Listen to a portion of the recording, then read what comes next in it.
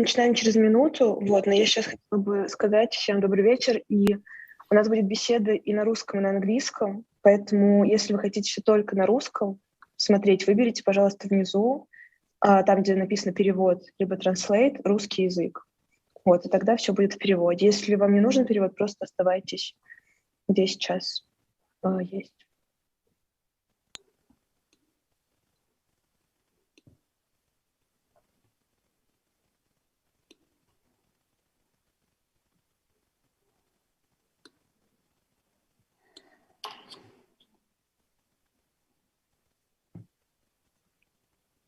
Я думаю, мы можем Алина, начинать.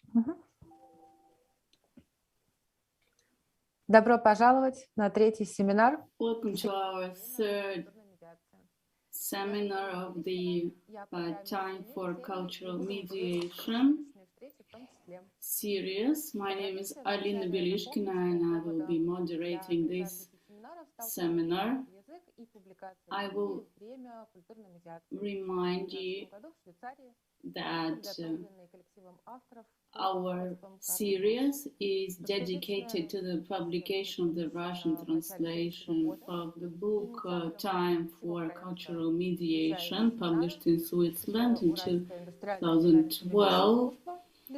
General partner of the event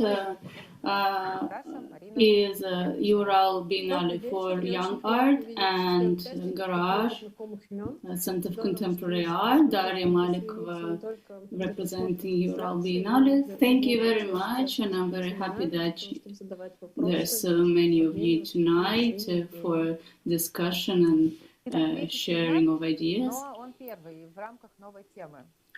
This seminar is the third one, but it is the first one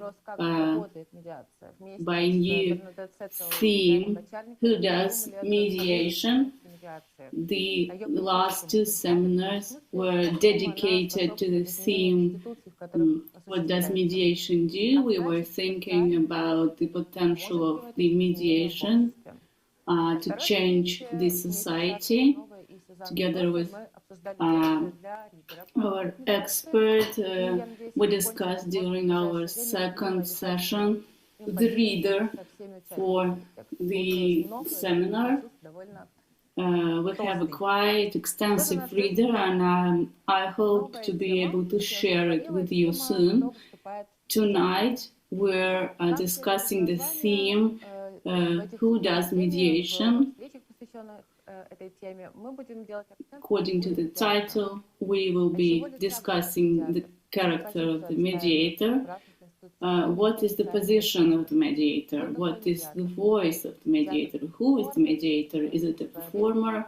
Is it an art historian? Is it an educator, a psychologist, an artist, or everything at the same time? Before presenting our tonight's speakers, I would like to describe the logistics. First, Charlotte Laubard will be speaking, then our guest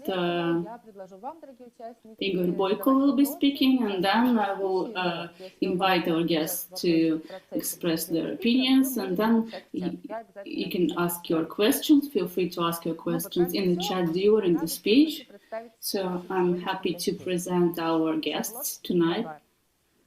Charlotte Laubard, art historian, Dean of the Fine Arts Department of the Head School of Fine Arts in Geneva, where Charlotte's been teaching since 2013. She's been working at the PS1 Center for Contemporary Art in New York, in Torino. She was directing the Museum for Contemporary Art in Bordeaux for 7 years, and in 2019 she curated the Swiss pavilion at the Venice Biennale. She's a founder and the co-mediator of the project Nouveau Commissaire. The floor is yours, Charlotte. Alexey Boyko, art historian, educator, lecturer, art mediator, candidate in art history, specialist for education programs of the Russian Museum, laureate of the State Russian Award for Literature, lecturer and founder of multiple educational initiatives all over the world. And Charlotte, finally, the floor is yours, please. Thank you, Alina. Do you hear me well? It's okay? Super. Thank you very much. Hello, everybody.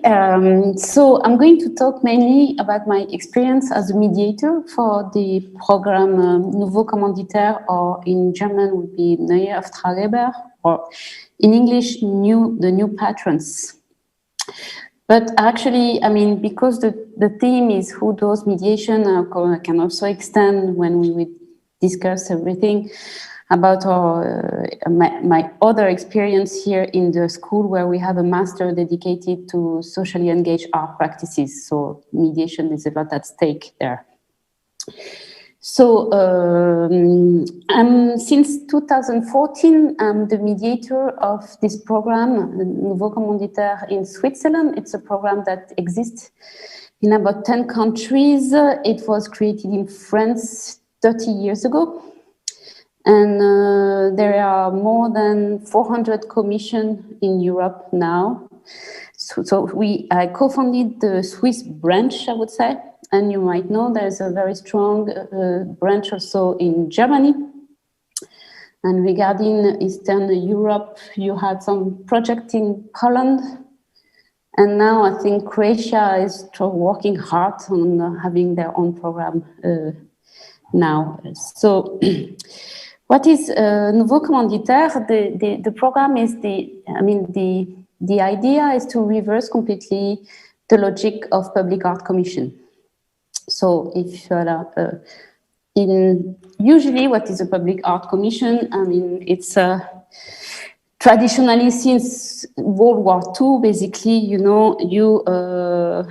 you commission artists in order to support them within a frame, within a frame that we call pourcentage cultural percentage, So it's a percentage that is dedicated to art when you have to renovate or to construct a public building or public space. Just to remind you very briefly what's the logic of that, it's basically the principle is that of the competition. You make a big competition, artists apply, you have a jury that will select, a jury of experts that will select an artist for this public art project. And actually our program is really trying to reverse the logic. So from let's say top-down logic, because it's like a cultural administration that is running this competition in order to realize this public art program. We have a logic of bottom-up, so it's not an administration, but it's groups of citizens, and it's these citizens from all horizons. And they might be confronted with issue of societies or maybe I have to, sorry, but I have to share my little PowerPoint. Haha. Wait. Let's go back.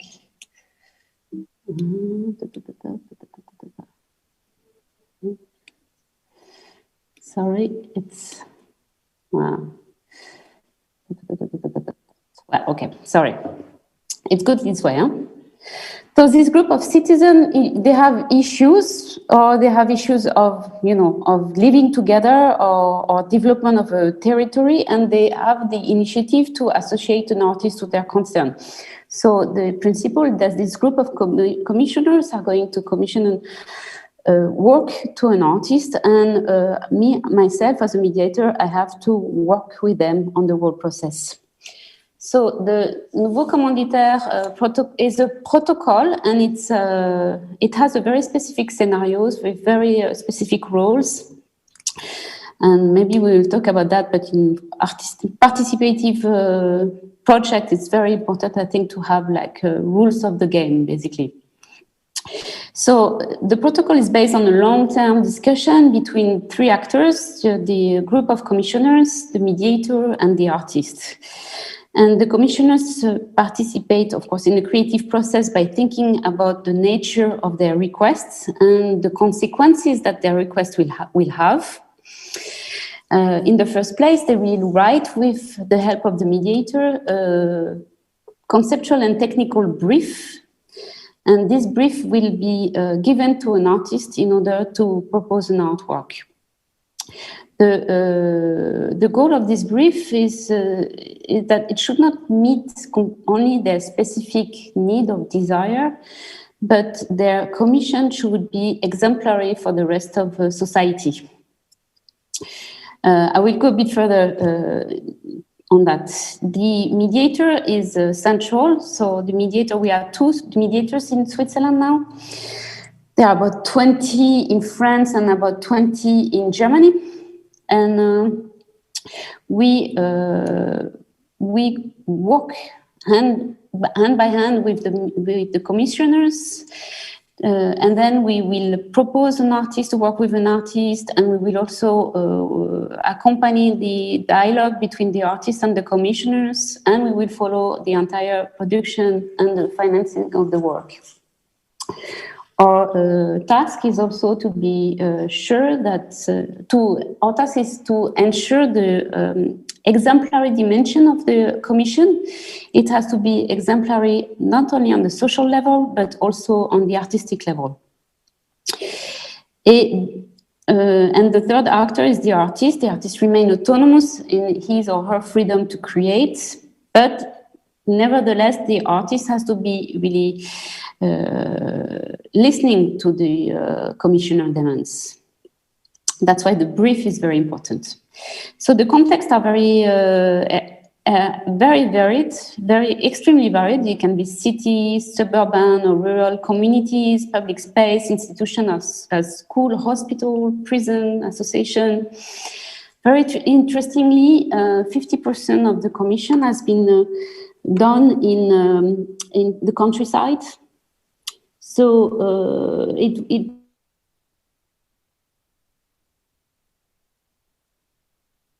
which are remote from the cities.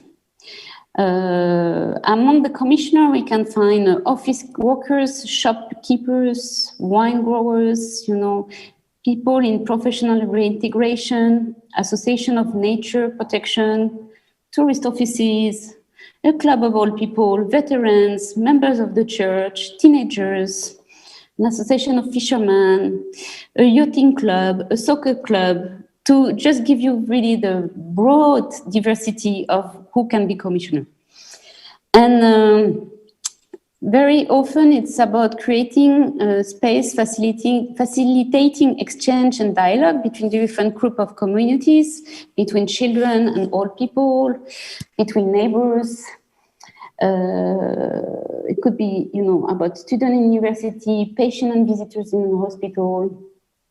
It could also, so that's one broad mode of action. One other would be about the valorization of places of memory, of local tradition, of landscapes. A lot of commissions are in churches or in old abandoned industries or in landscape or related to commemorative monuments. And another third, field of action would be the implementation of devices that would allow the facilitation of daily activities or specific cultural practices like playgrounds, educational activities, furniture for a soccer stadium, office spaces, shelters for hunter fishermen. I mean, it's very broad. So I'm going to present you very quickly a few examples of commission I have in Switzerland. They are not at the same state, but it will give you an idea. Here we are in the city of Nyon. It's nearby the Lemon Lake. the city bought this big house and decided to, with the garden around, so it was in private hands until then, they decided to put in this house what we call here parascolaire. It's like the way that you can send your children after school there so you can work while the children are taken care of. And they wanted to do something participative with the park, in the park. So they thought maybe we're going to have some, playground or something. And so the group of commissioners in this place, it's partly educators from the parascolaire, the place of the children. It's about 100 children between 4 and 10 years old. And so we have few educators, we have few parents of these children, and we have neighbors, because you see it's surrounded by other houses.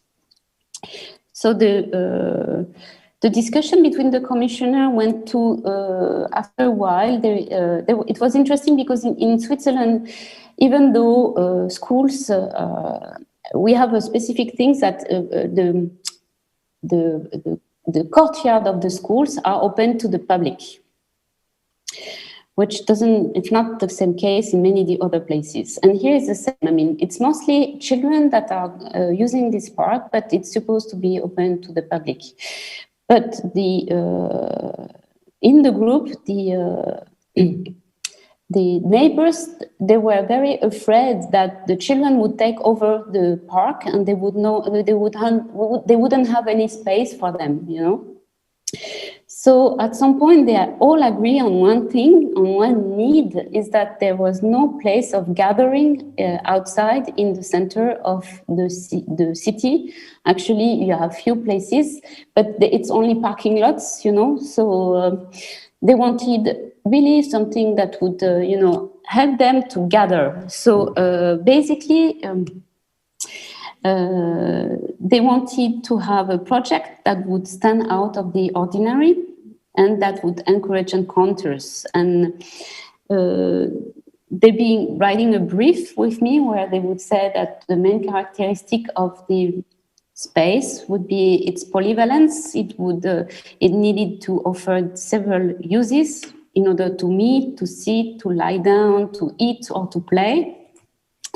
It would be composed of multi-use elements, and so it was the perfect commission for sculpture, I would say, because they really didn't want any kind of a standard furniture. They really wanted something that would be mind-blowing for them. So I proposed them to work with the Chapuzat, les frères Chapuzat, the Chapuzat brother. This is a work that they did before. They're well known internationally, and they're based in Switzerland, but they're well known internationally for this kind of practice, outdoor practice. They would create this big installation that you can also enter in, And it's like this space are very interesting because they are at the crossroads between sculpture and architecture.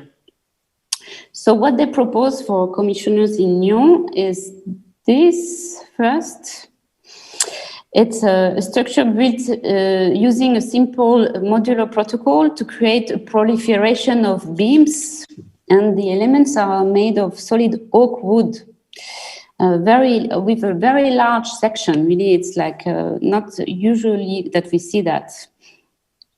And the massive sculpture looks like a visual labyrinth that you can see from the outside, but you also can really get into and play inside. And this is how it looks now.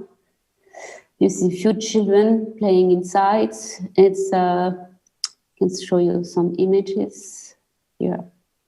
Photo is not very good, but you have an idea. So that's one of the first. It's our first commission that went far to the end. So we just inaugurated it last June.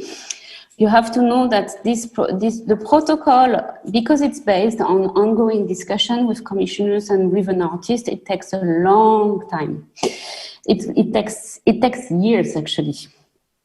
it takes at least 3 years. That would be the shortest time between, you know, having an idea, going through the discussion, having a project of an artist, finding the money to, you know, to produce the work. That's why it takes so long. And this is like more a classical project, I would say, of public arts, let's say. I would show another project to show you the diversity of the project. And a lot of project requests regarding these commissions are related to a function of social representation. And it's very often people that feel they don't count in society, and they have this desire to be more represented. So this is the, so I'm working with this association of Bolivian people. There are about 8,000 Bolivian people in Geneva. They migrated to Geneva for economical reason, political reason, but long time ago, and economical reason mostly right now. And they have a problem, and their problem is that they have a problem with their children. Their children were raised in Geneva. Mostly, some were born in Geneva, so they're really like, even though they have like this Indian feature, they really have this heavy Swiss accent. And the children are angry against their parents because they have an issue about the fact that their parents are invisible socially. Why are they invisible socially? Well, because they are the bottom of society. You know, they are cleaning ladies. They are doing all these jobs that, you know, other people don't want to do. They are nannies, and also they are invisible socially because a lot of them, they still don't have papers, because it's very difficult to get papers, you know, in Switzerland. So the demand of this group of commissioners is what values or element of pride they could transmit to their children. So we've been talking a lot about what it means to be Bolivian. It's a very complex country. You know, it's a country with 37 official languages. 37. So, and you have very different cultural zone. I mean, La Paz has nothing to do with Veracruz. I mean, I learn a lot about Bolivia since I'm working with them. And the point of convergence of these many different ethnic groups is the folk dance. They have this indigenous folk dance that they are very, I mean, it's very important in the culture of Bolivia. It's even, you know, mandatory when you do school there. And this member of this community in Geneva, they are organizing this dance all the time among themselves. Like every weekend, they are dancing, basically. And that's where you could find the youngster generation, where they are still keen to see this dance, you know, reenacting by their parents. And here you see some kids doing it. But the problem is that the kids are saying that even though they like this dance, they think that the parents are completely obsessed with a folkloric idea of their culture that has nothing to do with, you know, the contemporary world. So that's where the problem is. So basically, the commission is with a duo of course, here you're not going to do a sculpture in a public space. You know, I mean, this question. I mean. It makes no sense. So here the commission was made to a duo of artists from Italy called Inverno Muto, and it's going to be a movie. And it's really interesting, this commission, because it's not only a problem of intergenerational, it's not a problem of transmission in a context of migration, but these people, they have an issue with their identity since generation and generation, because actually they are indigenous, and they've been stigmatized also in Bolivia for many generations. So this movie, it's going to be not only about them, but it's going to be about the issue of colonization, actually, since so it's really impressive what you raise when you're going in this kind of project. That's another project. So we don't have the film. It's like right now in the making. So I can't show you that. Do I have like another 5 minutes? Okay. Then another project which is also in the making, but it's quite fun. This is the DUC project. It's a commission I have with students and teachers of high school in Fribourg. It's the center of Switzerland. And what's happening there? They have this DUC. At the beginning, the DUC was a space. It's an outdoor space in the high school, and it was more or less having a form of DUC. But since then, they have a tradition of a DUC, which is really, it's like a spontaneous folklore, basically. The DUC is everywhere. It became the emblem of the high school. So the DUC is presiding their what they call the Fan Day. I mean, it's a costume party they do every year. So here you have the DUC. They're designing every year a T-shirt about the DUC. They would do films with the DUC inside every year as well. They would do parties, supporting parties for students that have no money, and it's called the DUC Support Fund. Anyway, so the DUC is everywhere. And their issue is that they had to enlarge the school, and because they enlarged the school, they had to get rid of the outdoor space that looked like a DUC. It didn't really look like a DUC, but that's how it was called, the DUC. So basically, we worked on a brief, and you're going to see how complex this commission can be for an artist. And do you see enough well the text here? Yes, I'm going to write. This is the brief we wrote with the commissioner. The project proposed by the artist selected for the College of the Holy Cross Commission must take into action the following parameters defined by the commissioners. The art project must embody the identity of conviviality, celebration, humor, and creativity that the college has forged in the collective imagination. It must refer to the values and function of the DUC, the mascot of the Collège Sainte-Croix, a source of spontaneous folklore that is renewed each year. The DUC accompanies the ritualization of convivial and festive action and is a landmark in the daily life of the college. Physically, it's an entity that allows outdoor gathering. It must be designed in harmony with the architectural and landscaping project. It must attract and be welcoming in dialogue with the surrounding nature. Ideally, it's an installation that can create new rituals and welcome the creative project of future generations. Like the DUC, the art project must be a symbol of identification that preserves social cohesion. Sorry for my broken English. So you see how far the commissioner can go. I mean, like you see, I mean, the first discussion was about, months ago, was about how should we represent the DUC. And very quickly they decided that commissioning a sculpture of the DUC would not be a right answer to what the DUC represents for them. And that's how we gave the commission to the artist Lily Renaud-Devoir.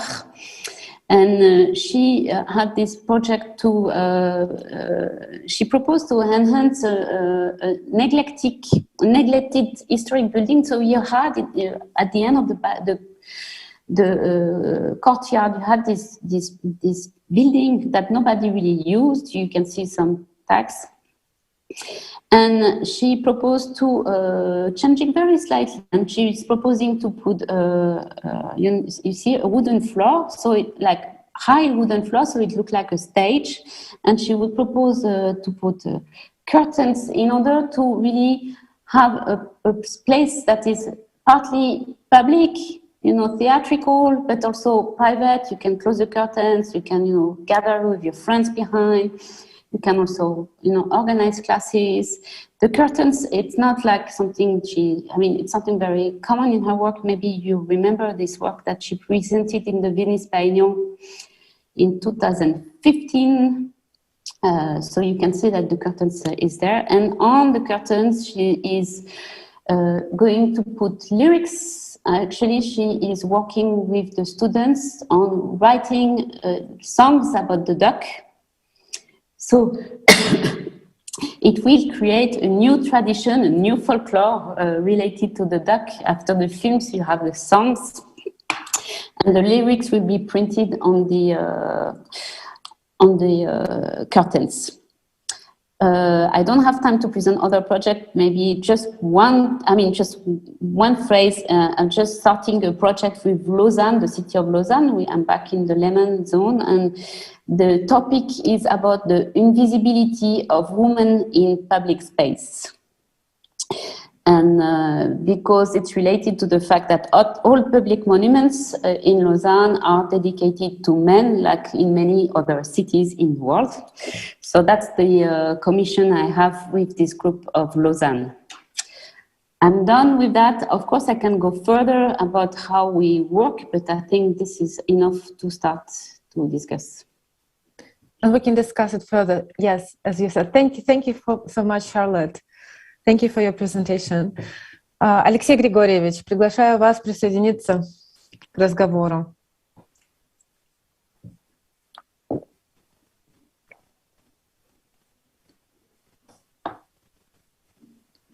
Alexey Grigorievich, you are the next to speak.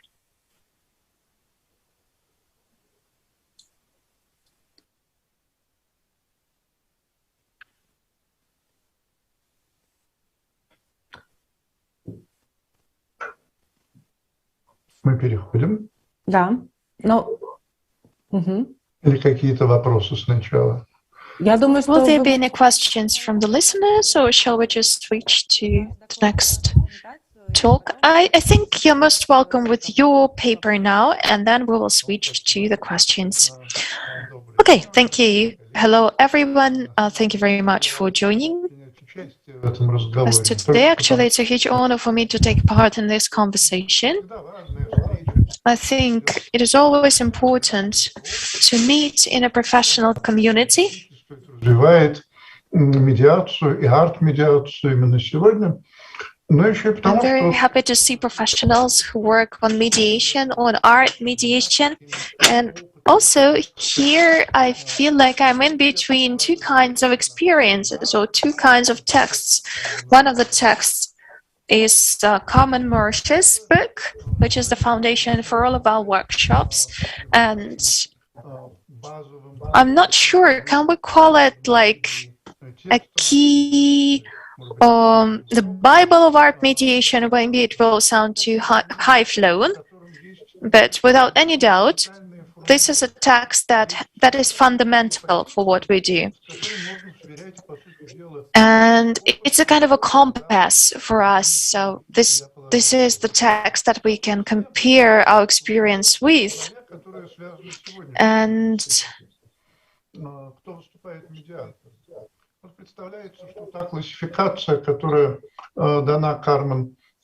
I think that the classification that Carmen suggests, the 5 functions of mediation,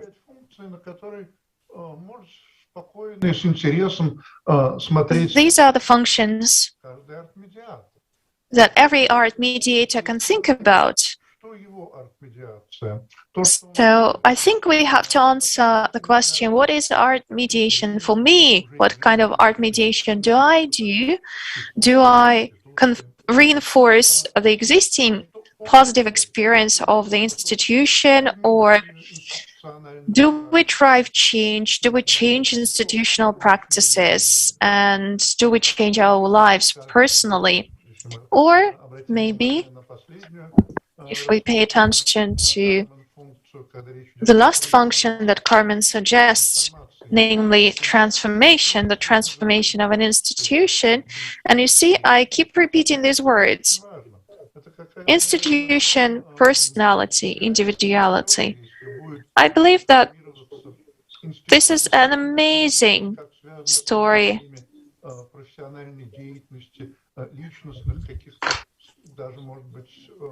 Very often, it also means that we drive change, drive institutional change as well as personal change. I think these processes are highly connected. So if we turn to this chapter in Common Mercer's book, well, I think beyond doubt, this is the foundation for our work. And the second text, the second experience, which has been greatly presented by Charlotte just now,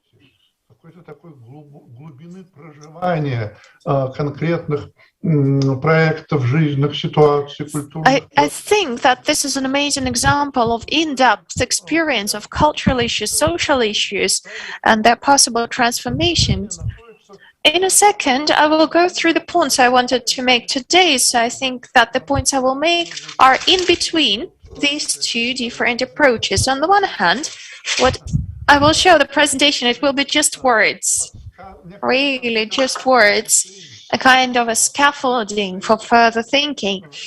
But there is a lot of experience behind it. And what is behind this text is the amazing collaboration with my colleagues from the Russian Museum.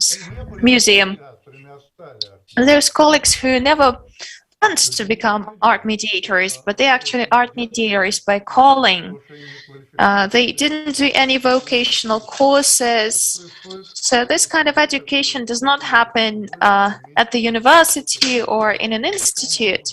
This happens just because we work with people in a big national museum. This is a huge transformation, really. And it is a great honor to be able to work with such transformative projects in the Russian Museum.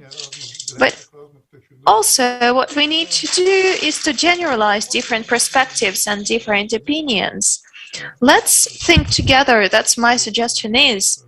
Let's think about all this together. Let me share my slides. It will take just a second. Can you see my slides? You see the first slide? Yes, we can. Thank you. So, on the one hand, the answer is very simple. It was given in documents and in the practice of Manifesto 10, the European Biennial of Contemporary Art, which took place in Moscow.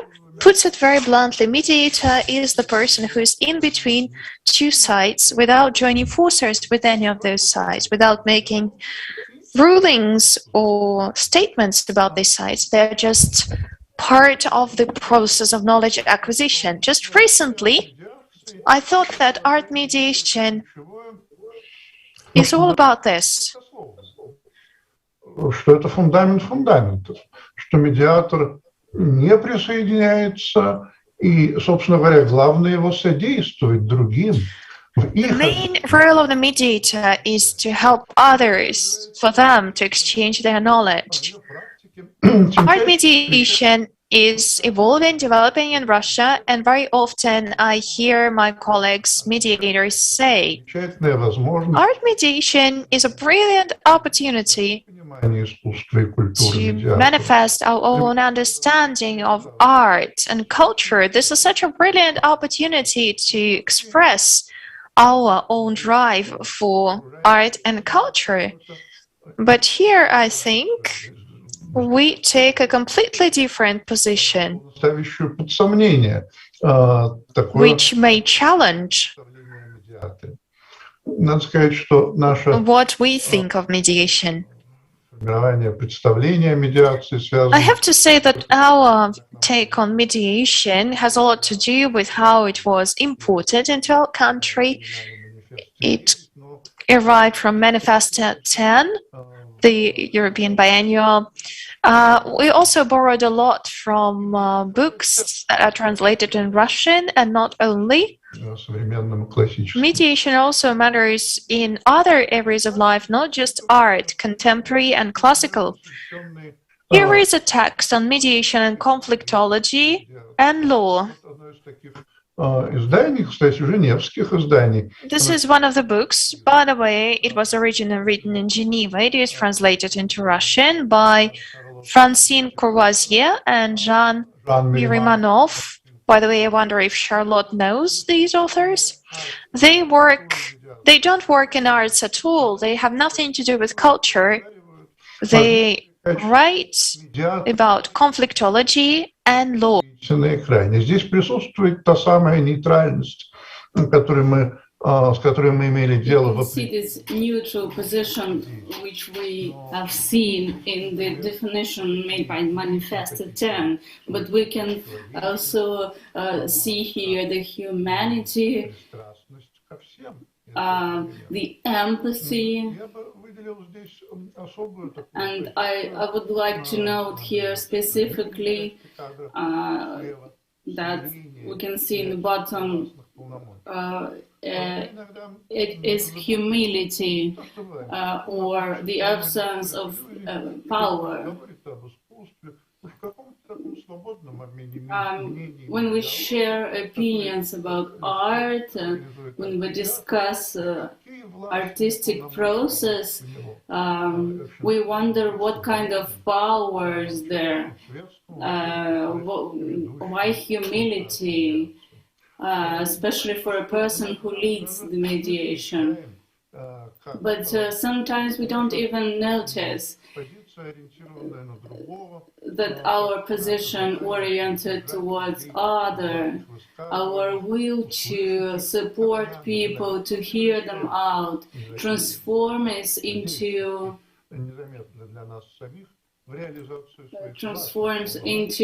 the exercise of power. And it is not always beneficial for the art mediation. I work at the Russian Museum. It is a big public museum, and I think my experience is very much different from private galleries, art galleries, or big exhibition projects such as biennales. I'm very happy to cooperate for a long time with Ural, Biennale, and others. I received quite a lot of important support to my professional activity, and this is an event of a very large scale. But the further, the deeper I understand the specifics of my activity at the museum. I think they are mostly due to the institutional features of the museum.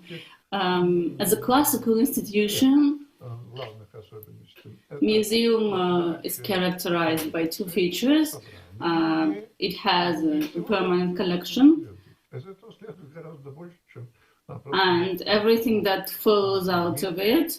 The collection is not about items or exhibits.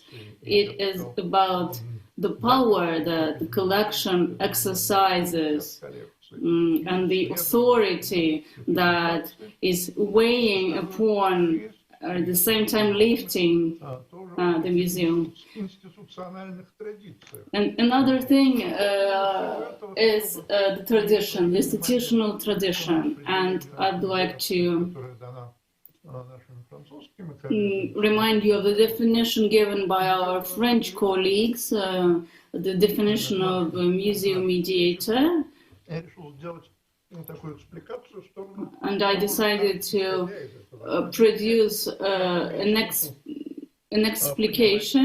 explanation of how do we understand the activity of a museum mediator based on this definition?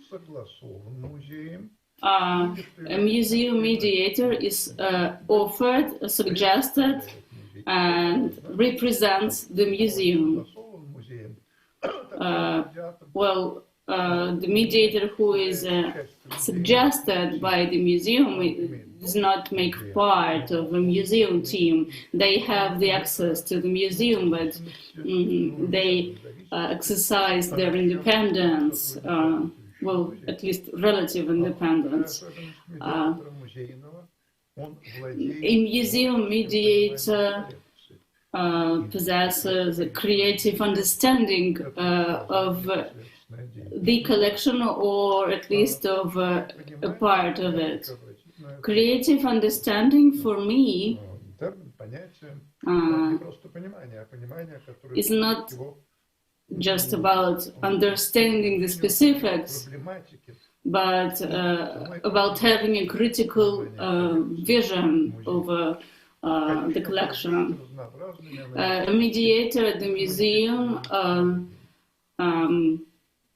has different analytic and communicative skills and technologies.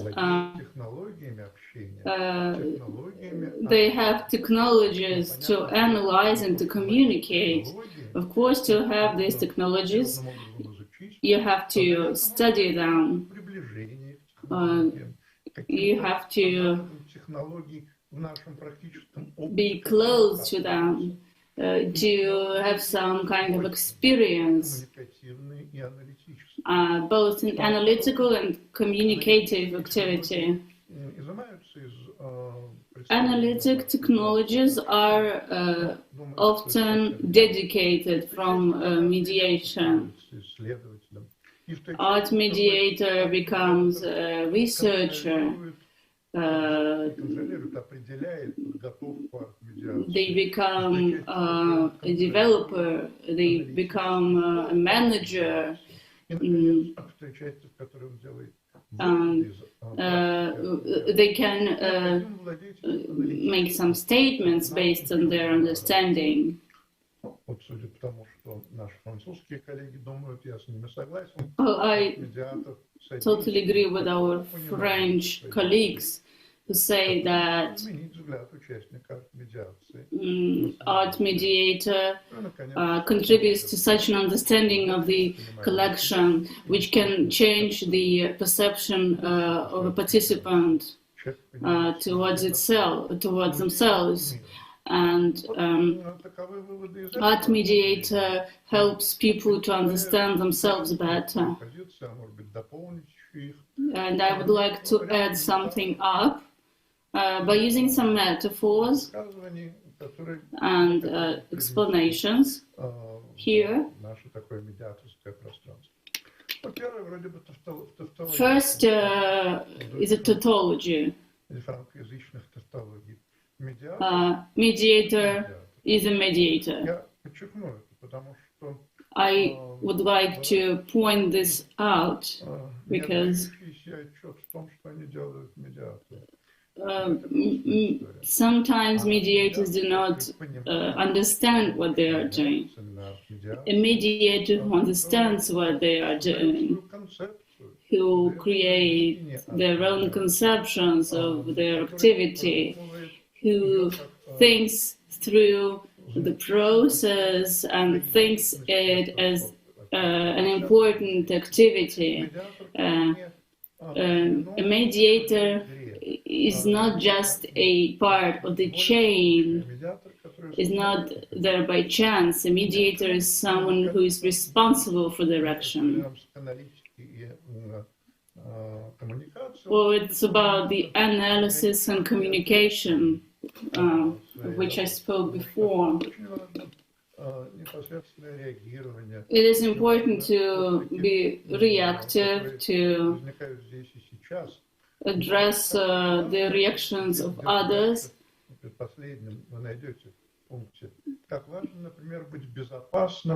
And for a mediator, it is important to be safe and to be aware of safety techniques. It is about personal safety. Art mediator is someone who knows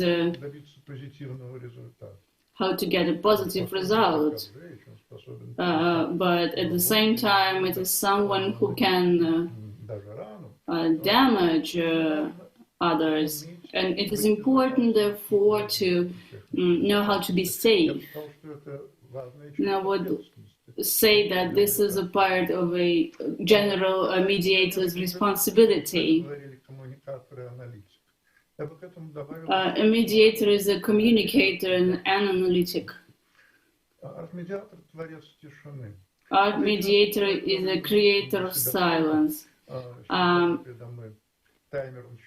I have a timetable in front of me. That's why I'm speaking rapidly.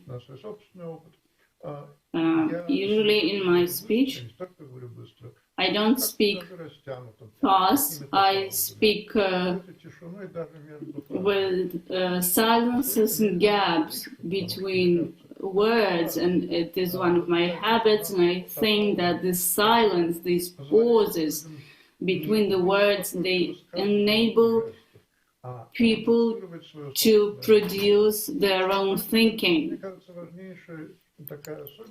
And I think that one of the main features of Mediator, the direct symphonies of vertical and horizontal meanings. During mediation, there are vertical meanings. This is something that every participant of the mediation gets during the process. And the mediator understands and directs these meanings. And by these meanings, I understand the differences between low and high, between the everyday and the elevated, between different kinds of art, and between different kinds of people who come to the mediation.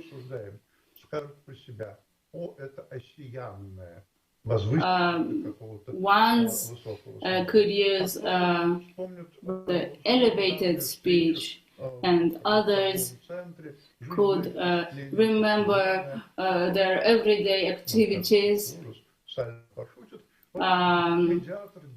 Others again could make rude jokes, and the mediator can direct these different meanings and create new meanings. As for the horizontal meanings, these are not just the feelings and the skills to manage different kinds of knowledge from the lowest to the highest, but the sense of the meaning that brings all the participants together, the meaning which constitutes the foundations, the platform for all of the people who are there. I would like to include in our thinking the definition made in 2018 by the participants of the mediation courses at the Russian Museum. I can see some of the participants here. It was a group work, and then we thought that the mediator organizes dialogue, encourages thinking aloud about art and other kinds of reaction to the art and museum space, encourages the perception and discussions on art, in relation to one's experiences, interests, and life visions and values. And I am talking here about personal experiences, and the mediator finally helps overcome barriers towards self-knowledge. Today, when we speak about art mediation, trying to find its ever-changing nature, we connect sometimes the art mediation toward guided tours and different formats. If we apply the basic notion of guided tours toward mediation, then we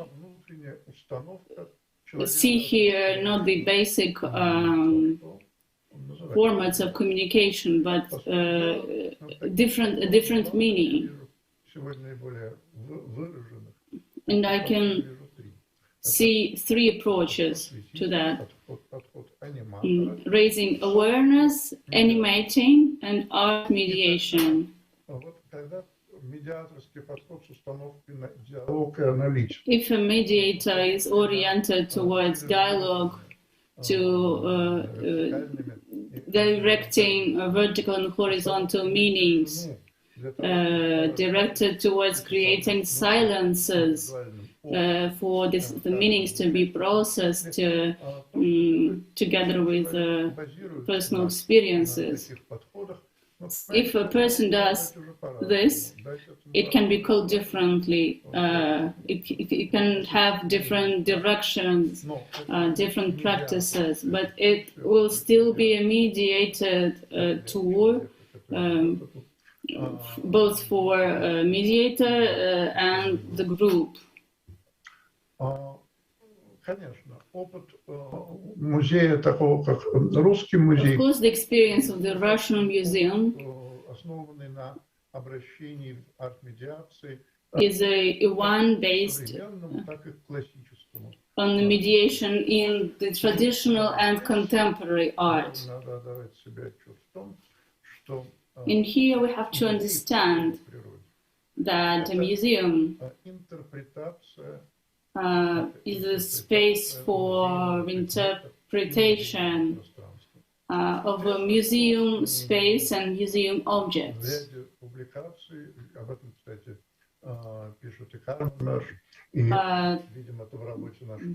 Different theoreticians say that mediation is close to interpretation, and the interpretation itself is an integral part of the museum activity. It is an alternative to education, as Peter van Mensch said. The interpretation of a museum object, realized everywhere in the museum, in collections, during exhibitions, in the museum publications, and it is a discrete activity that can rarely be unified. Museum is an interpretational and actualizational machine. And in this sense, interpretation as part of art mediation concerns both contemporary and classical art. And for us, the experience of the last months is very important. When we started practicing art mediation at the classical exhibitions, when art mediation was based on traditional objects of art, it it answered major concerns of the contemporary public. Why not to come to a museum to discuss happiness, tyranny, or compassion? These fine emotions, which are very, very important during the pandemic, during this political shift that we are living through, and can relate to very different but rather traditional works of art, and which helps us to know more about our heritage, to perceive our internal changes, to think more about high art, connecting the one with the other. It doesn't mean that the person starts perceiving this gap between their everyday activities and classical art. Art mediation is a very important activity here. Art mediator understands the barrier and the opportunities of it. They can through discussion, create the dialogue where there's no judgment, but there's no impossibility. То, что мы продолжаем эту работу с искусством второй половины XX века, с выставками современных художников. В Русском музее блистательная коллекция. Work with contemporary collections. In the Russian Museum, we have a rich collection of American painters, last half of the 20th century.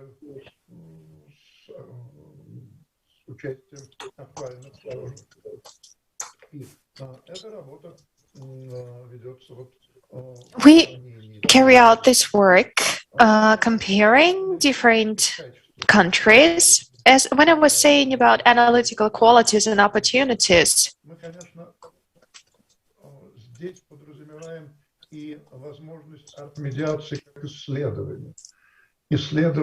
here we mean art mediation as a kind of research. We research our communication with the audience. We try to understand what the museum can and wants to change based on this kind of test with their audiences. So we gain feedback from the audiences. Oh, sorry.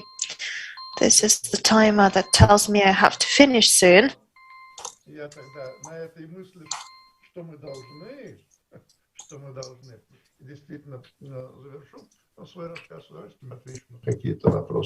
I will finish here and I will be happy to take questions. Thank you.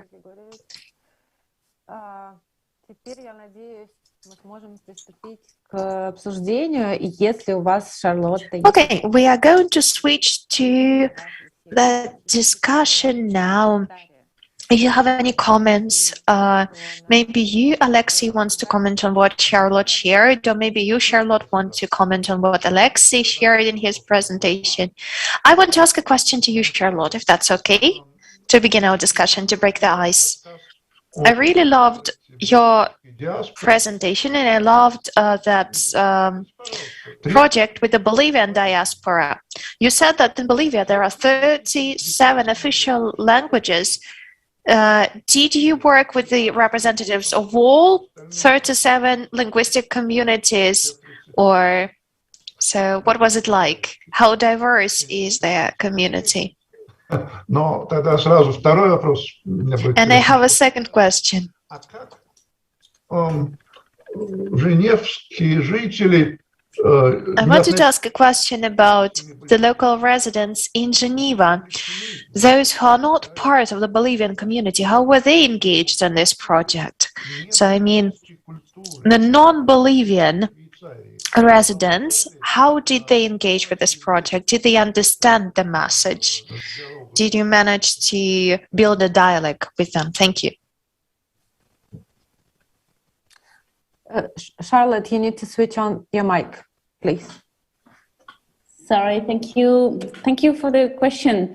So first of all, of course, I couldn't work with in the protocol, we always work with a group of people, and to make sure that, the discussion is of good quality, we never work with a big group. We work with a small group, which would be between 10 and 20 people, basically, That's allowed to have a good quality of discussion.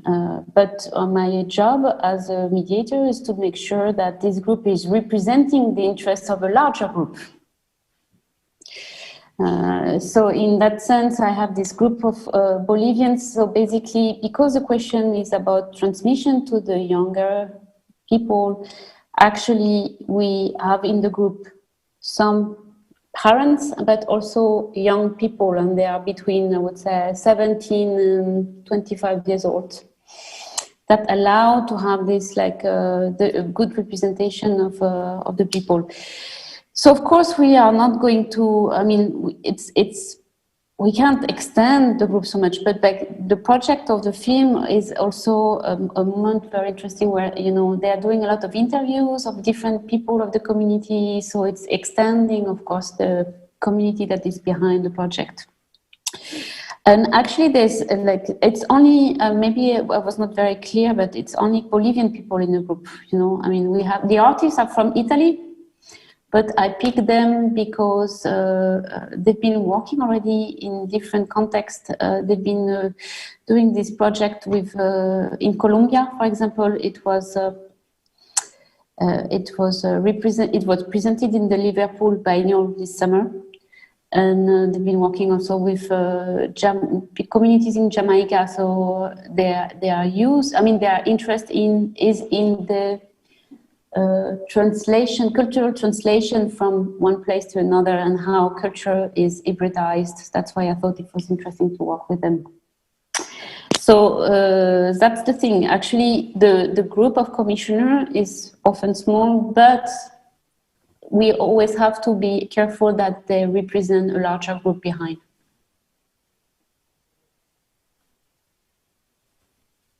Is that okay? Да, конечно, я Of course. I understand that this experience of the Bolivian group you worked with and the Italian artists worked with was not seen by other residents of Geneva, non-Bolivians, right? No. It was like an internal kind of work, only in group. So basically you worked for the group and with the group, but not for external audiences. Well, the artwork will be for a bigger audience, actually. And that's how, when we will do these films, of course, we will have to, broadcast the film, in different places. That's how then we share the issue with a broader audience. One thing which is very important is that maybe I should raise that, my role as mediator is a very specific one. I really have this, it's really a job of mediator, but in a sense, you were addressing the issue of, mediators in conflicts. And I guess I have a bit of that, in the sense that I have to accompany this group of citizens, make sure that their commission is interesting for the rest of society. I have to make them work with an artist. I have to be sure that the artist has freedom of creation, because of course, these people most of the time, they don't go to museum, and they have a very, cliche idea of what art is. So the situation there is that I really have to, it's within the the path we are doing together, that they will completely change their idea of what art is about. And what is very interesting in that kind of mediation is that I never really need to explain what art is about. It's because it's so related to their intimate experience, their commission, that they get very quickly very open to what an artist could do with their needs, you know. And even though they never go to museum, I mean, I can present very, you know, things that are pretty sophisticated. But if it meets their need, then they are okay to go for it. And that's very interesting in terms of what is the role of a mediator. It's like, I mean, it's to bring somebody to get through a transformation of, you know, representation of art. And I have a question for you, Alexey. You were... For me, I mean, the art experience is always, for me, I would say, a path of an experience of negotiation with own subjectivity. So I was very interested in how you were saying, you were talking about this relationship with powers, you know, and I thought it would be very interesting to hear what you mean further about that.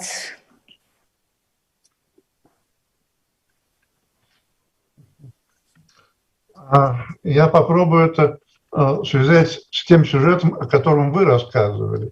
I will try to connect it to the narrative you shared, going back to the story that amazed me with the Bolivian diaspora. Вот интересно. Мы понимаем, что их представление о современном искусстве... We understand that the understanding of contemporary art is cliched, and you spoke about that. Проявляют свой опыт, свое понимание. А знаем ли мы... They have their own understanding of contemporary art, but do we know what kind of image of contemporary art do we want them to have? Something which is not cliched. What kind of understanding do we want? Этих не вошедших в современное искусство сполна людей. И вот мне кажется, что... So is there any framework for these people who are not part of contemporary art scene? And here I'm guessing actually that art mediators or cultural mediators can exercise their own power when they are too goal-oriented. I mean, when they set the goal for the mediation, set the goal for others. Not for himself or herself. Of course, we may have our own goals, like what we want to be like in the session. But sometimes mediators also set the goal for others, like how should people change after the session? And this is the first thing. This is the first danger, power, which is power-related in our business and what we do. And the second thing is the psychological aspect, which is no less important. Our mediators sometimes are so engaged with what they managed to do, with the impression they managed to produce. They're so charged with what is happening that they do not only reflect that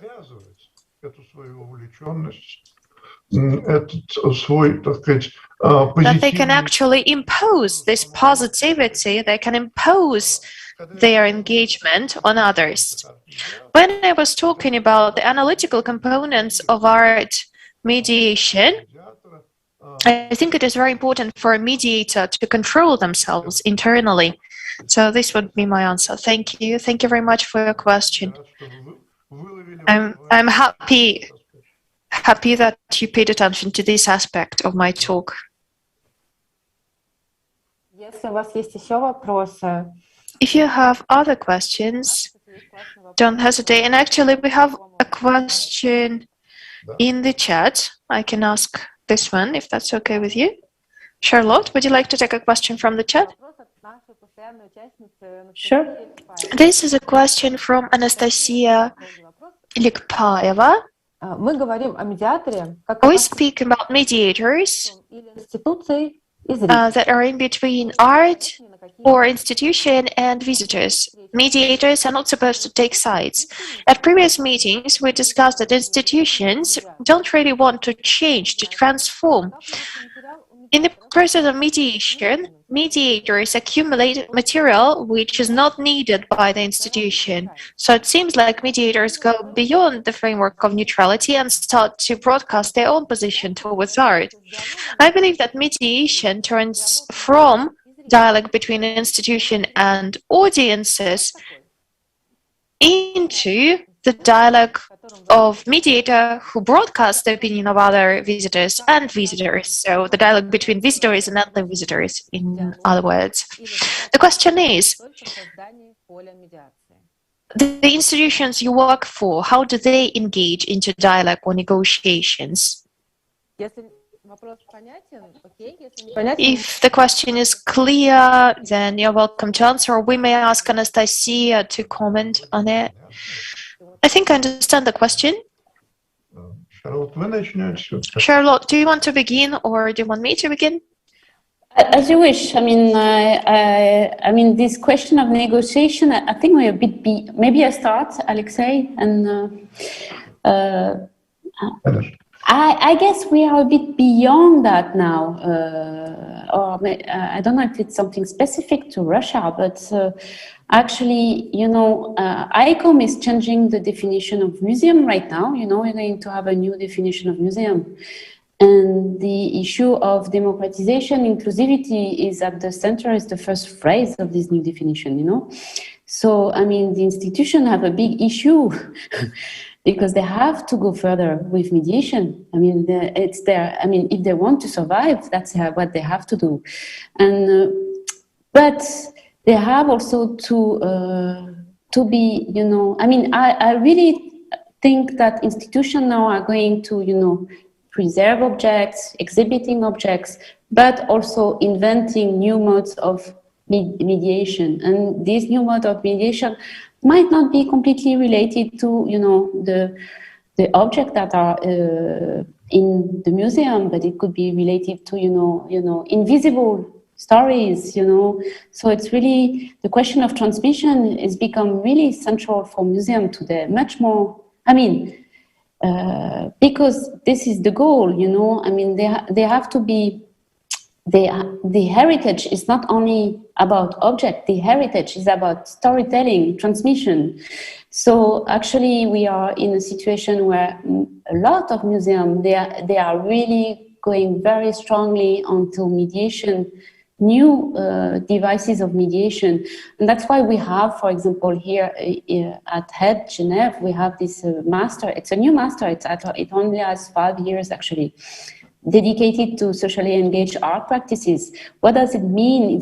It means that we think that mediators can, you know, create themselves, you know, a context that is can be experimented by an audience. And it doesn't really need to be completely, you know, linked to the program of the museum. It can have its own, you know, existence and autonomy. Because that's, I mean, we need to find ways to, you know, tell stories differently, you know. So I think it's a very interesting period for mediation right now, because they are going to be really central in museum in the next decades.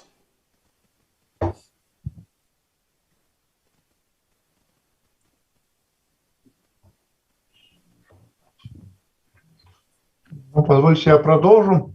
Во-первых, хочу поблагодарить Анастасию. If that's okay, I want to build on that. Anastasia, thank you very much for your question. I would say that it is spot on. Вопрос.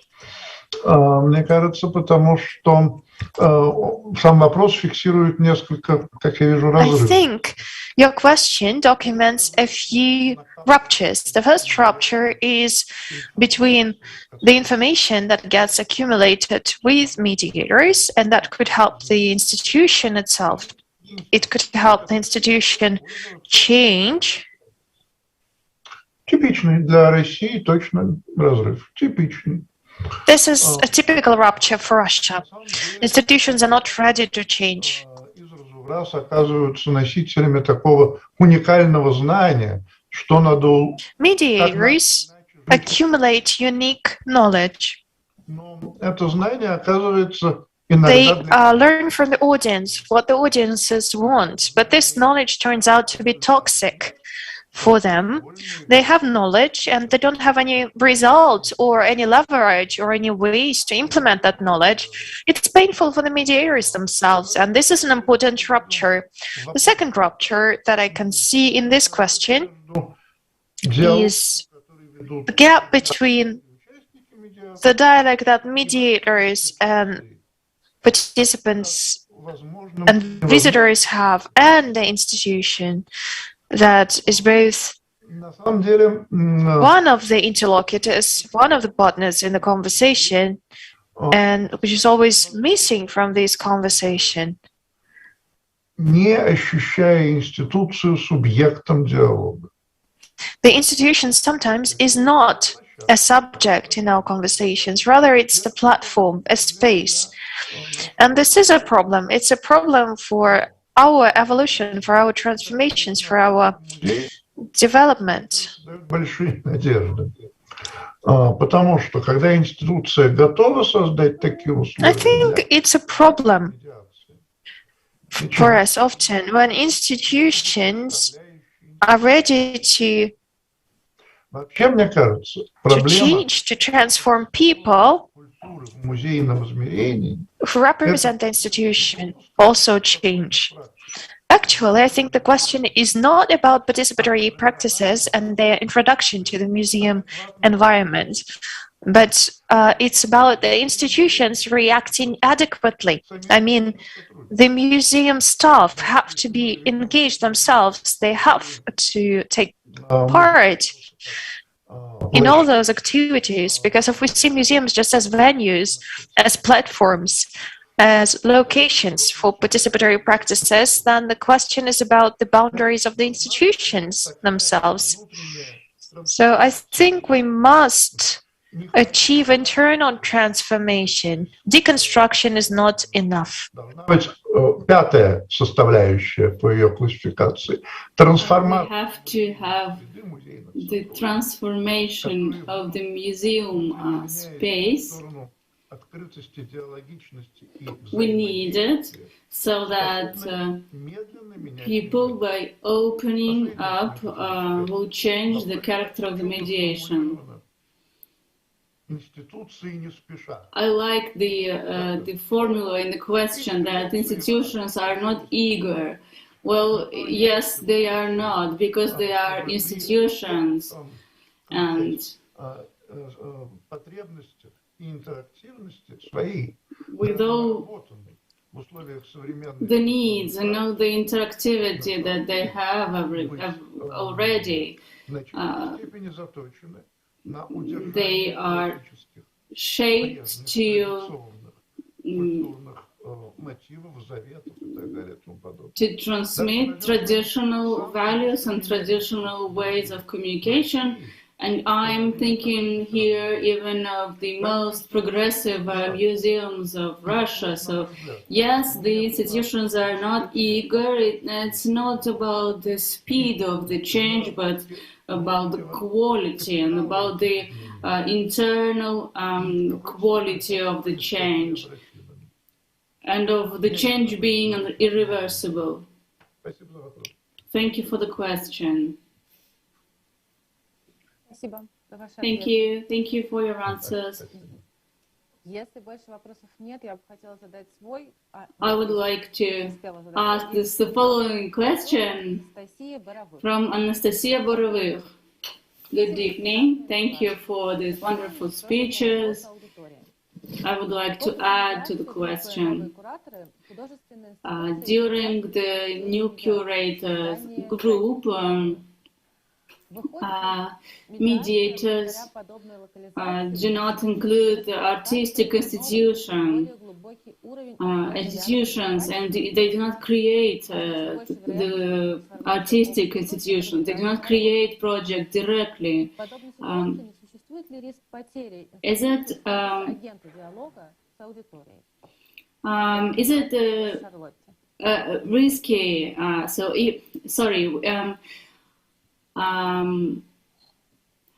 Can we see that localization, personification of the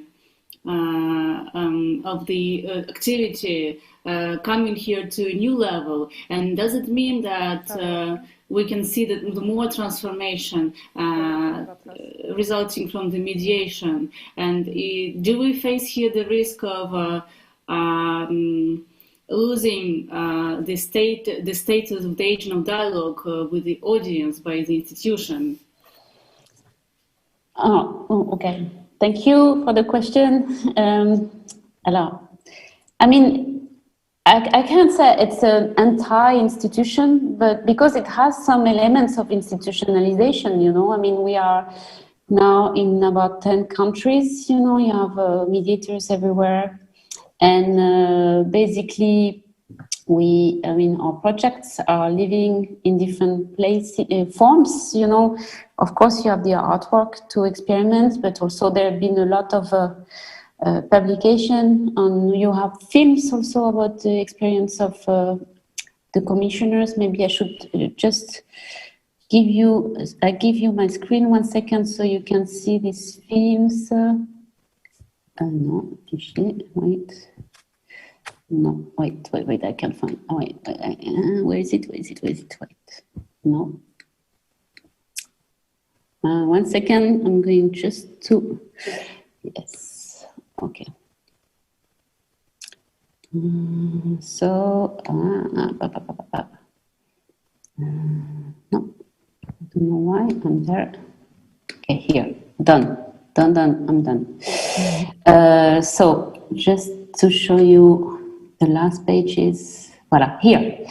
You will have, so that's where, for example, I'm giving this list because then you can have, I mean, we do exist, you know, in the sense you have websites, you have books. This book of 430 pages also had a lot of success about our protocol, and you have all these documentary films.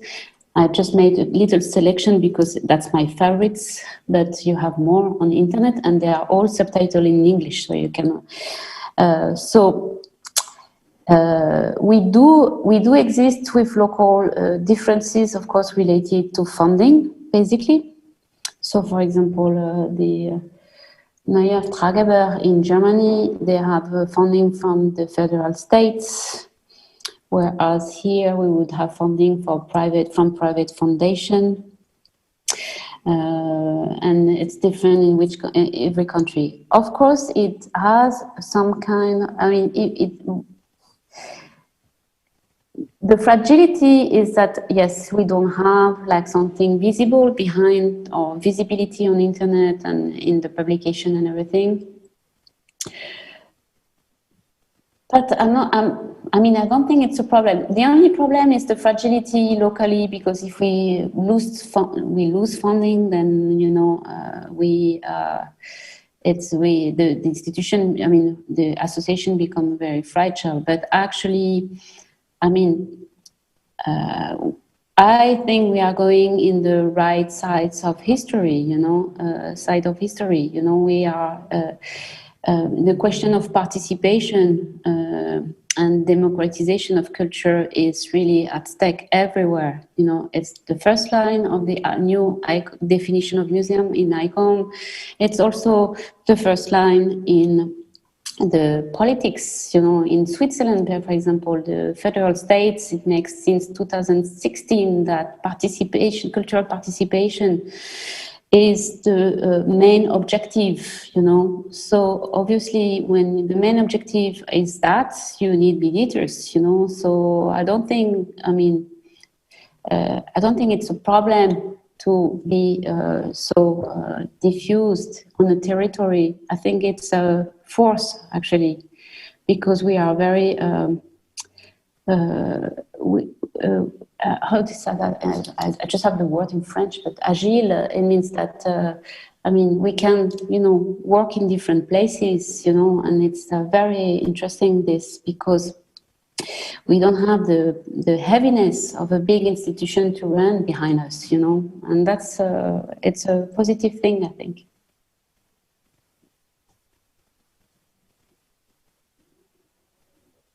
Anastasia. Anastasia, did you get the answer to your question?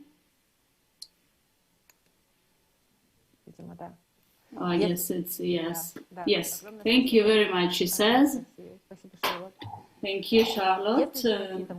Do you have questions? If not, that I would like to note something that I think is important. Both Alexey and Charlotte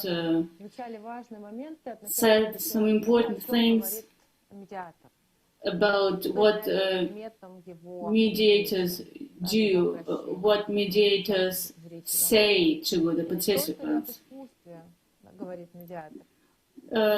Do you think that mediators talk only about art, but maybe about the ways of talking about art, about the space where we can talk art, about the production of the art, about the symbolic, emotional, affective features of art?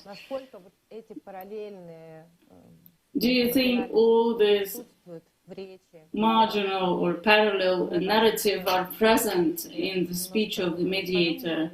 I would dare to express my own opinion. I think mediators speak about all of these things.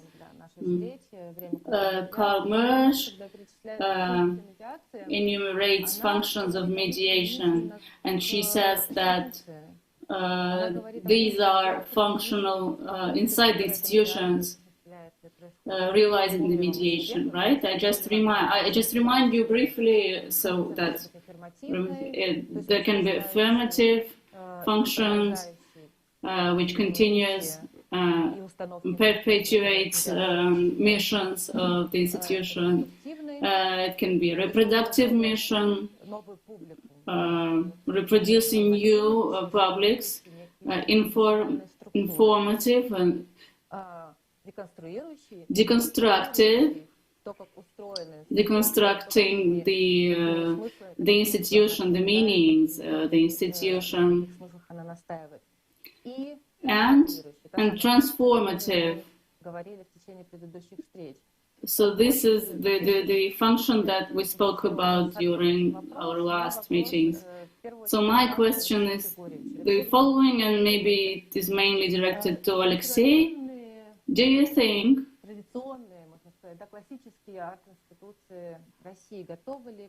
are traditional classical art institutions ready for the mediation and the mediators who discuss the conditions of presentations, discuss the conditions of production, discuss the conditions of the presentation of specific art?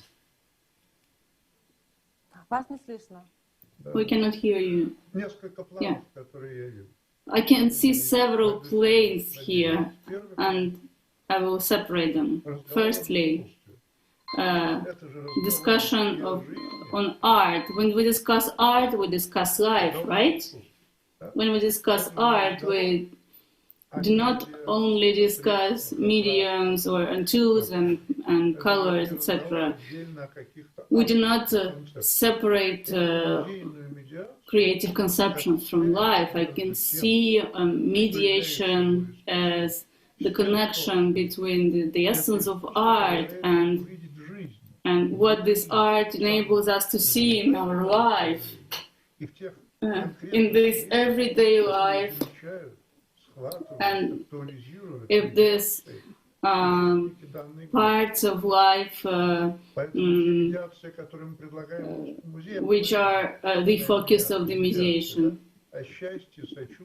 One of the mediations that we offer at the Russian Museum treats about the happiness, etc., about the empathy, and we focus on one classical school and one more fresh style of Russian art. So the problematics of this mediation puts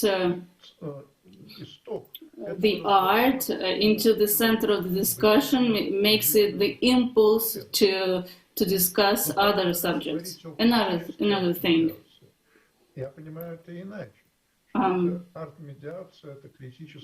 When you say critical art mediation, I understand it as a critical vision of the institution. It is the critical analysis of the institution, on how the institution showing this art is reacting to the current political atmosphere, for example. Traditional state institutions are not at ease with this subject. They are afraid, they are dependent from the state, public funding, and the other side of this challenge is the following. Museums think that incoming people should face perfection and high meanings. They think that these emotions, these futile feelings that we experience outside the museum, they are not going anywhere, but they start transforming inside us thanks to this meeting with art into something more important. Let me give you an example.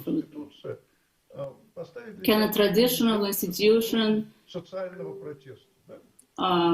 offer mediation on social protest,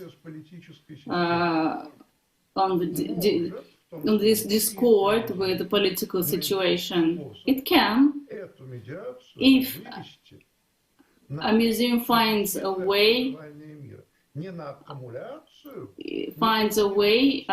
to transform this feeling into something positive, into positive energy, not into accumulating the negative energy, but then will it answer the needs of the people? Well, it's quite a challenge for a museum, right? I think artists could answer the question. And Anastasia Lekpaeva asks about artists. I think this is a question addressed to both of our speakers, right, Anastasia? Okay, to both of them. Okay. So the question is the following. Do you think that a contemporary artist could be a part of the mediation? Could they influence it in any way? Do they have their role of their own? You're smiling. Maybe you know, Charlotte. I think the artists are the future of mediation. Really, we are art historians always really, trying not to. I mean, it's difficult to be very innovative when you are art historian with mediation, But the artists are really more free to invent new formats of mediation, and the institutions, they need new format of mediation because they need to have access to these communities. They still don't have access. The question of democratization is very, very key here. So, and we know that, half of society is never going to the museum. So how do you bring them? You don't bring them to the museum delivering, classical ways of having access to works through classical mediation. You need to invent new formats, and that's where the artists are really valuable because through their creativity they can create new format of mediation. You have to think that really, I mean, the participative formats are considered to be art practices, you know, now. I mean, since I would say 30 years. So this format is very interesting for artists to, you know, work with, and that's where, you know, we are. Many institutions, they are really interested about how artists would come in and present, you know, new ways of mediation and experiment all the time, new ways of mediating.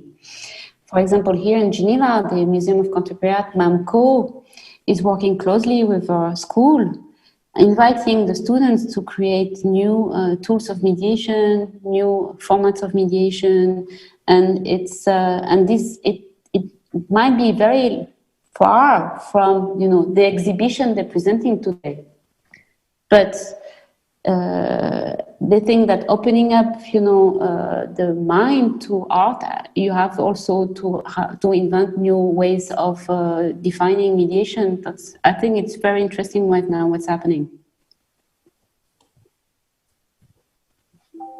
Алексей Григорьевич, у вас какое мнение? Мне кажется, что просто существует то, что можно назвать I believe artistic mediation. that we have artistic mediation or art mediation, I would say. So this is art mediation done by artists themselves.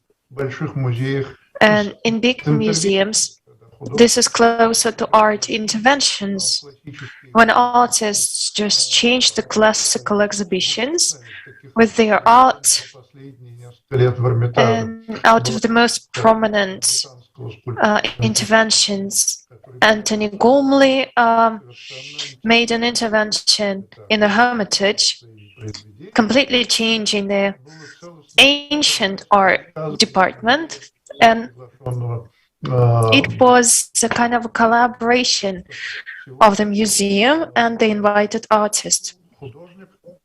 So today, I believe that artists, when they make their interventions, actually what they do is they suggest their own options of art mediation. It exists not only as a kind of an artistic statement, but it also makes a platform for many discussions and many opinions. And for artist's participation, he or she can be also a partner with art mediation. I believe that, first of all, this is an existing format, and I also believe that this is quite a difficult thing to organize. I will explain now why I think so. Many people who come to art mediation tell us, please explain us what the artist meant. And you know, as a mediator, it is quite difficult for us to deal with these questions. Very often we try to run away from these questions. And here, what the audience has in front of them is the artists themselves, and they can share their concept or their idea. And this is also a good question. Should we give the platform for the artist, or have they said everything they had through their art? I think this is quite a difficult situation for art mediator, because in fact, art mediators help the artists to be heard, and they also help the audience to change what the artist meant, disagree with the artist, disagree with what the artist said or meant. That is also possible. And it could be further discussed. I believe I've had many cases like that in my practice. Если у вас еще есть какие-то вопросы, пожалуйста, не стесняйтесь. Вы можете задать их голосом. Для этого нужно будет поднять руку. В реакциях есть возможность. Please ask your questions. И таким образом я увижу, что вы хотите высказаться, и вас увижу, и дам вам слово. I will see. I'll just take a look At the hands, no raised hands, I think. For now, I have a lot of questions, so I will ask mine again. This is quite a simple question, but I think it matters for our conversation. It's about efficiency of mediation. What mediation do you think is efficient, and what is efficiency for mediation? Maybe efficiency is too difficult a word than successful. From your personal perspective, from your experience, what kind of mediation would you call a success? Ну, простой ответ – сильно изменивший Well, the медиатора. simple answer would be the one that changed the mediator. Это очень мощный показатель на самом I деле. think this is a strong indicator, really, because if the mediator is sensitive to what is happening and analyzes what is happening, then every mediation gives a huge impulse for inner movement and inner transformation. Ну и второе, я все, кстати, говорил не об успешной, об And one more point to make. Actually, I would speak here about efficiency, not success. Success is unclear. Efficiency is about result, and result is transformation. Of course, that would be the mediation that offers some feedback to the institution, that enables one to see the institution in a different light. This is very important, really. And the third thing, I think that Charlotte and I are also colleagues in art history background. And I believe that mediation is the path towards folk art history or art theory, because our understanding of art is too professional, I would say. I mean, we are all about books, we are all about articles, but our knowledge exists only in the professional context. It is part of the professional thinking, academic thinking. It is so rational. And I believe that it misses a lot of aspects of art that people beyond our profession see very clearly. Some things are better visible for outsiders, for non-professionals, and I believe that art mediation is a huge impetus for the evolution of understanding of art. Art mediators can broadcast this in their own research, or they can share this knowledge with academic researchers. And in this regard, Charlotte's project, the new commissaries,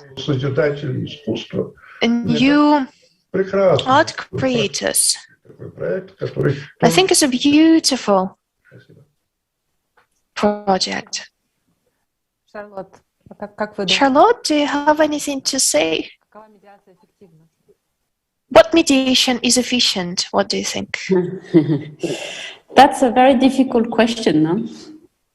And very often, actually, we don't meet success. But I think the whole question is about not to be too vertical, you know, and it's the whole question is about how to offer a space of reflection, and this space of reflection, Alexey was saying, you know, vertical, horizontal, but yeah, there's a bit of verticality, but we have to have a lot of horizontality, and that's where it's very difficult. And to create this horizontality where people, you know, can really, you know, make their own way, you know, it needs a framework. That's why we in the Nouveau Commanditaire protocol, we have a protocol. You see, we call it the protocol, and it's a protocol because we have very specific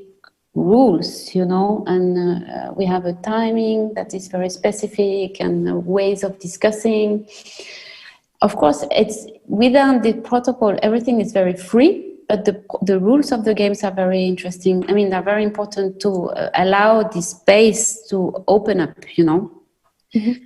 So that's the difficulty. I mean, if you think of mediation or education in a very classical way. I mean, this verticality is really a problem, and we know that. So, and so really the issue in mediation and in education as well, huh? It's the same. It's like how you create a space that where people, you know, can really reflect and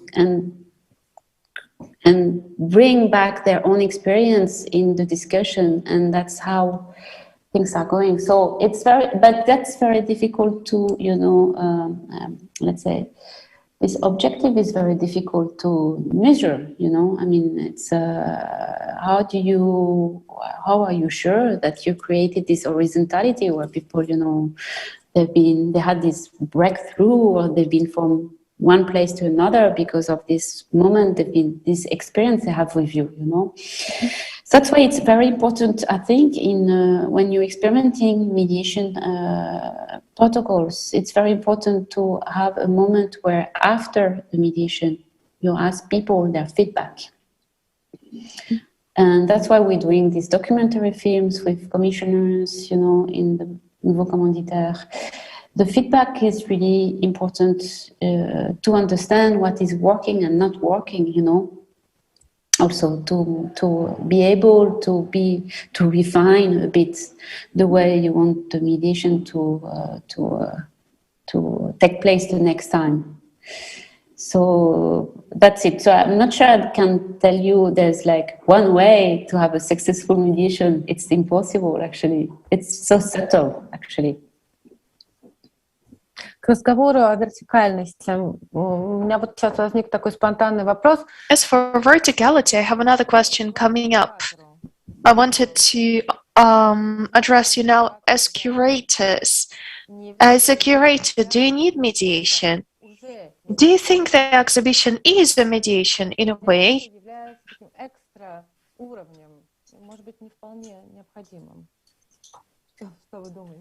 Maybe it's an extra level, which is not really necessary. What do you think? No, it's a good question. I think, I mean, it's interesting to create different kind of experience around an exhibition. Mm-hmm. So yes, the exhibition might need mediation, but might not be the guided tour, you know. It might be something else. So that's where I think it's very important to work closely with the teams that are, you know, working on, you know, educative workshops around the exhibition, or, you know, inviting other people to. I always like very much to invite people that don't know anything about the exhibition to discuss about the exhibition with an audience, you know. And it's very interesting because then it allowed for the audience to say, oh, okay, I don't feel bad that I don't understand and everything, you know, because so that would be one way of doing things. But there are so many. But yes, of course, there's many. I mean, let's be frank. There are a lot of curators that are not thinking about mediation for their project. But I think that creating different experiences around an exhibition is very important.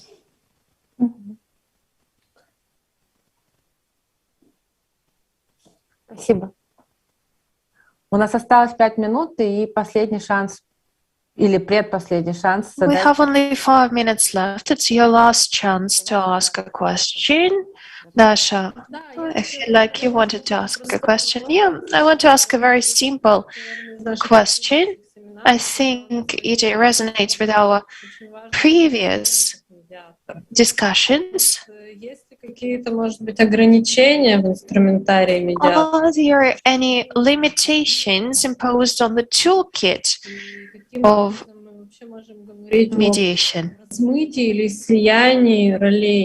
And can we discuss the roles of mediator and visitor? Where is the boundary between social work and curating, and mediators, therapeutic work and mediation?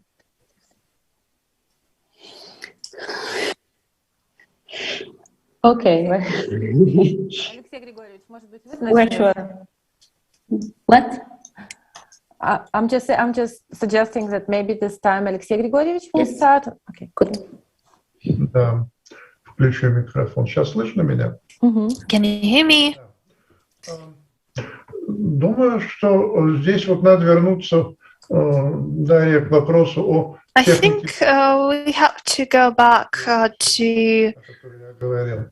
the Инструментарий safety net, which I discussed. у медиатора, конечно, As for the tools, mediators, of course, have very different tools, but they all have to do with human psychology, because mediators are communicators, essentially. это первое. И второе, с его искусством Mediators have to be able to mediate negotiations, and they also have to take into account the context in which mediation is happening. And they have to think about the environment. You know that safety is a very important question, so the setting has to be observed, the setting has to be thought through. психологической безопасностью ограничивает, мне кажется, инструменты, которые может использовать арт-медиатор.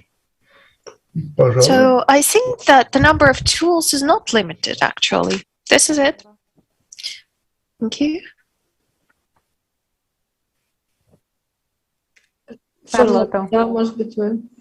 Charlotte, would you like to take this question too? Please unmute yourself. Well, I'm sorry, I'm not sure I understand very well the question, actually. Could you repeat again, Daria?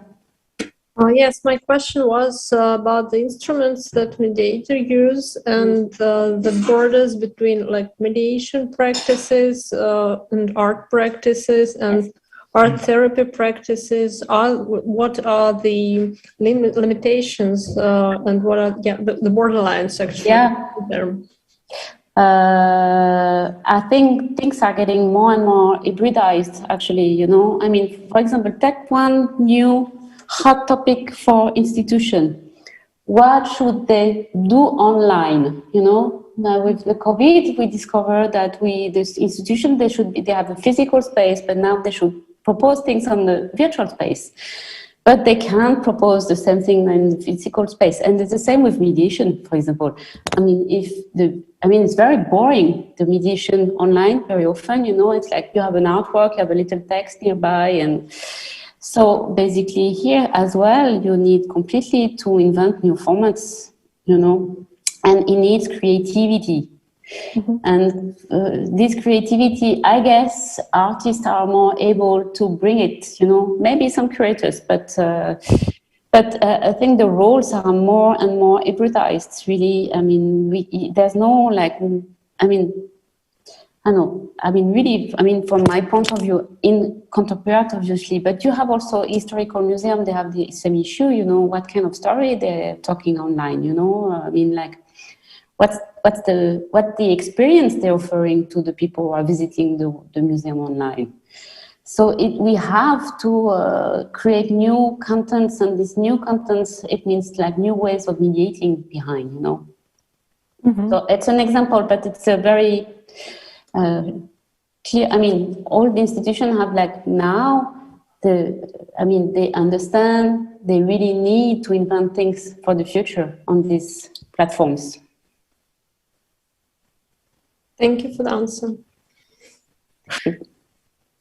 Спасибо большое. Мне кажется, Thank you very much. Unfortunately, we have to finish here.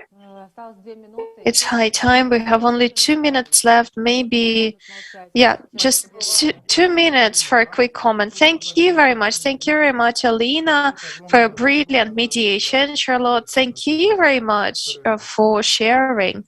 Thank you. This is all for me. Yeah, I will be also very quick.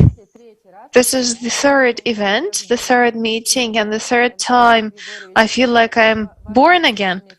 Alexey, maybe our mediation or our events are very efficient if we take your definition of efficiency. I'm transformed every time.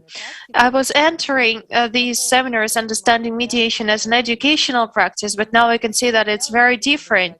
It can be effected very differently.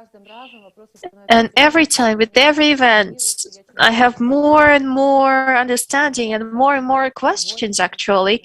And I understand better and better what mediation is today. Thank you very much. Thank you very much for giving me the space for clarifying my own ideas. Hopefully, I'm not alone here. Thank you. Thank you. Присоединяйтесь к нашей последней, к сожалению. Please join our final event, which will happen next week. We're going to draw the line, discuss the results of our events. Gil Paul will join us from Switzerland, and we will answer the questions from your blog on mediation. Thank you all very much, and see you next week. Thank you, Charlotte. Thank you very much, Alexey. Thank you very much. Thank you, Alina. Thank you, Daria. Thank you, everybody. Thank you. Thank you, Alexey. Bye-bye. Спасибо вам. Всего доброго.